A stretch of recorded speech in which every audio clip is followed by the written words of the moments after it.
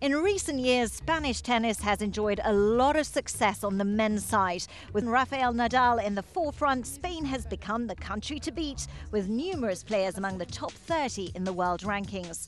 Besides the individual talent, Spain has also won the Davis Cup twice in 2 years and as a team dominated the men's game. Former world number 2 Alex Corretja today coaches future Spanish talents and has followed the country's success closely in recent years. According to Corretja, Spain has become a top tennis nation thanks to continuity, dedication and plain hard work. It's not by coincidence, you know. I don't think things happen by coincidence, especially in sports, you know. We've got lots of players that they've been playing very good tennis from the past. Now, of course, we got the real players that they are in the top. So we need to build guys that they come up again and they're going to substitute these guys in the future, you know, because the guys that are playing now, they're going to disappear in the next 4, 5, 6 years. So we need to renew that and to have new players.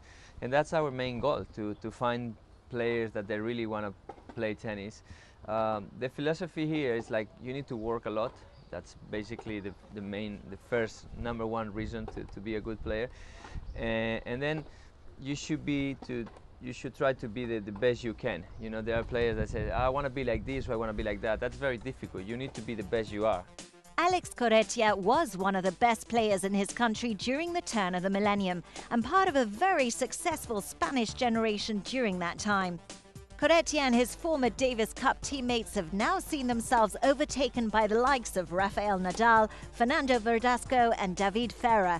But according to the former Spanish ace, the old generation has paved the way for today's stars. Corretja also believes that having good role models has helped and will continue to help Spanish tennis players. It's also very important to have the inspiration in someone, you know. That doesn't mean that you need to be like them, because as I said before, you need to be on your own and the best you can, not the best that they are, you know. So I won't recommend anyone to feel like, oh, you gotta be like Rafa Nadal, because that's gonna be almost impossible. But you can say, look what Rafa Nadal does. He's an example for all of us, not only on the court or in the court, off the court as well, you know, because he's managing the situation very well, and it's a great role model. Spain has not been as successful, though, recently on the women's side as they have on the men's side. In comparison, the country only has 2 players in the top 50 of the WTA rankings. Contrary to popular belief, Alex Corretja thinks the female Spanish players are indeed performing at a very high level, but just have too much to live up to. Might be nice to know that. I mean, it's very difficult because I think they do the same work, you know, for men's and women's. No, it's not like they say, okay, we only work with the boys and we don't care about the girls. Also, I gotta say, we got good girls, very good players, but how do we compare them to Arantxa and Conchita? Yeah, no, they're not good then. But that's what I said before. You don't need to compare with the guys that they've been very good. You need to compare with yourself. And if you're able to squeeze your game at the top, you don't need to worry if you're not Arantxa or Conchita. You need to worry if you are not the best you are. Let's say your name is Pepa. You gotta be the best that Pepa can be, and that should be your goal. So that can happen also in men's. What's gonna happen after Nadal? Do you think like if a Spanish guy reaches the same as of the French, it's gonna be like a big thing in Spain? No, it's gonna be like, oh, it's just the semifinals of the French.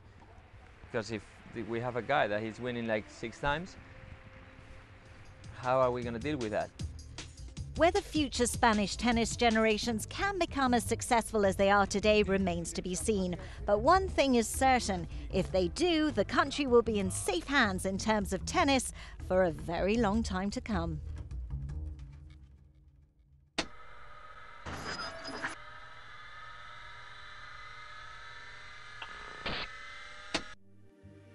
Lawn tennis was invented by British major Walter Compton Wingfield in 1873.